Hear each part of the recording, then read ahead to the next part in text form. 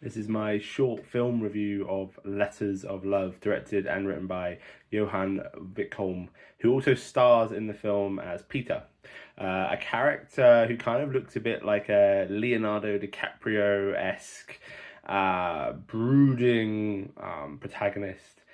We see him at the beginning of the film kind of smoking a cigarette on a balcony overlooking this beautiful natural landscape, but he's clearly a character that's tormented by regrets from his past, and we then subsequently get flashback into these events that have led him to be on this balcony. And the story, as the title suggests, is concerned with two people. So there is Peter, but there's also a character called Ray, played by Derek Juice, who is Peter's sort of confidant, best friend, and the two of them clearly have a huge friendship and close relationship.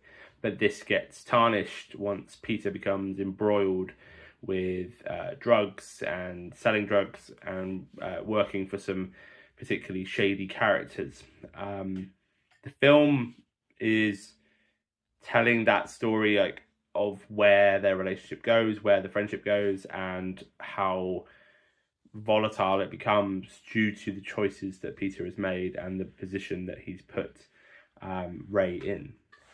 There's a terrific tone to the film, and anyone that's a fan of sort of classic crime dramas, I mentioned in my written review Godfather, those sorts of films where very much crime and the illegality of characters is playing a huge part. Are going to enjoy this from a tonal point of view. There's a lovely aesthetic to it. The costumes, when they're sort of going around these streets and doing what drug dealers do best. There's a lot to enjoy in that sense. I think anyone looking at this from a cinematic point of view will enjoy those things. For myself, the only thing I sort of did struggle a little bit with was there's a slight melodrama to the performances, and this could be because Johan is directing himself here, and he's a young guy. Hats off. It's a great effort to begin with, but maybe there's just a little bit more needed there to tone some of that melodrama down. Maybe it's done long enough to build. This is a proof of concept, so the idea of this maybe being feature length, build on it more.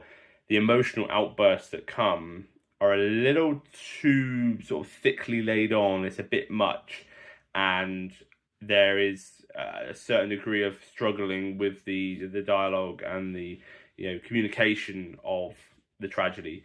But that aside, it's a very impressive